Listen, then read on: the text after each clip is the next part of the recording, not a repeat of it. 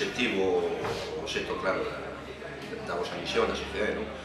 Deseñar e crear, non? Creo que é fundamental, principalmente porque creo que a ausencia da arquitectura, así fago unha valoración global, ou se me trae moito en cousas que non coñezo, creo que a ausencia da arquitectura dun deseño claro, dun programa claro a nivel arquitectónico, foi o que levou as cidades ao desastre. As cidades e ao feísmo tamén no rural, non? Que non hai un deseño claro, nin un programa claro de cidade, de urbe que necesitamos, nin de rural que necesitamos, non? E iso quen ten que facelo, supoño que a xente especializada, os arquitectos, non os constructores e os especuladores, que eu supoño que o que levou a unha deriva contraria de opinión con respecto á arquitectura, non? Pero se responsabilizou erróneamente, supoño, aos arquitectos, cando eu creo que iso foi máis un erro de especulación e de constructoras en sí, non? Eu creo que sí que é necesario.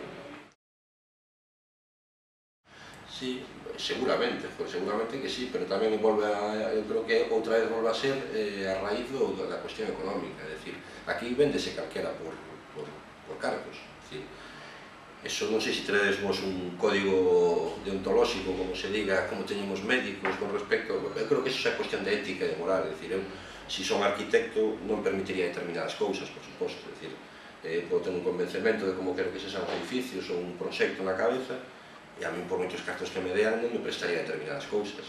Eu supoño que tamén haberá egos e alter egos de que vou facer o edificio máis recordado do mundo, por máis feo igual, pero bueno, o máis recordado do mundo. Eu creo que, ao final, os arquitectos son personas tamén, e tamén terán egos, tamén terán corruptelas, etc., como todos, como un traballador do naval ou de calquer sitio, supoño. Creo eu. Bueno, creo que debe aportar sobre todo lógica e funcionalidade. É dicir, eu creo que nos tempos que corren o que debe ser a arquitectura non debe primar tanto o deseño e a estética como a funcionalidade do edificio, sobre todo relacionado con temas de medio ambiente, con temas de aproveitamento do espacio, con temas de recursos, de innovación, de investigación, de desarrollo. Creo que tienen que ir por aí as cousas, non? A arquitectura non só así a nivel xeral, o pobo como entendemos, non? Pois parece que a arquitectura quedou en nas catedrais e en cousas destas, non?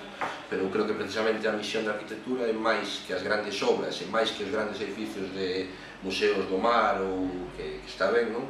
Creo que debe ir fundamentalmente a vida diaria, non? Que é onde máis vivimos e onde máis utilizamos os edificios, é dicir, no común, non no auditorio que vas un día concreto ou no museo, que sí, que tamén ten que estar ben organizado e ben estruturado, pero creo que o que ten que buscar sobre todo é a funcionalidade e o aproveitamento de recursos e de espacios, sin dañar ou dañar o menos posible o medio ambiente.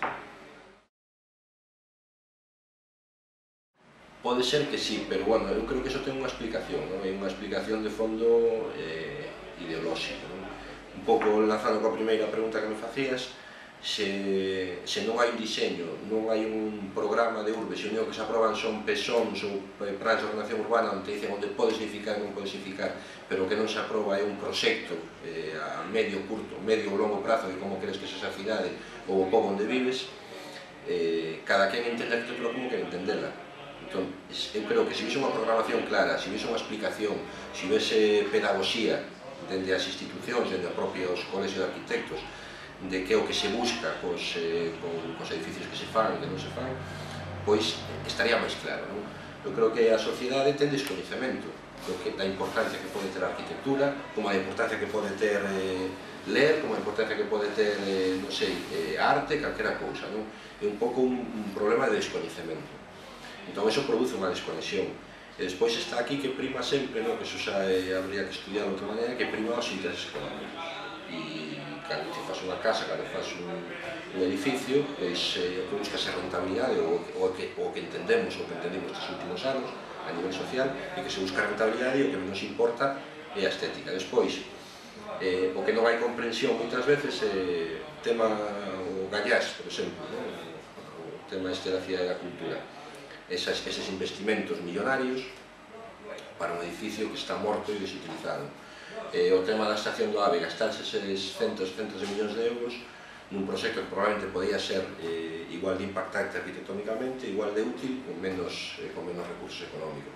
Eu creo que máis van as cousas, o descontento a nivel económico, polo que supón de gasto, que igual tamén unha mala explicación, ou unha mala xestión na pedagogía, que no estético. Pero no estético tamén nos vemos afectados. Eu creo que a sociedade sempre é produto un pouco do discurso ideolóxico de quen domina.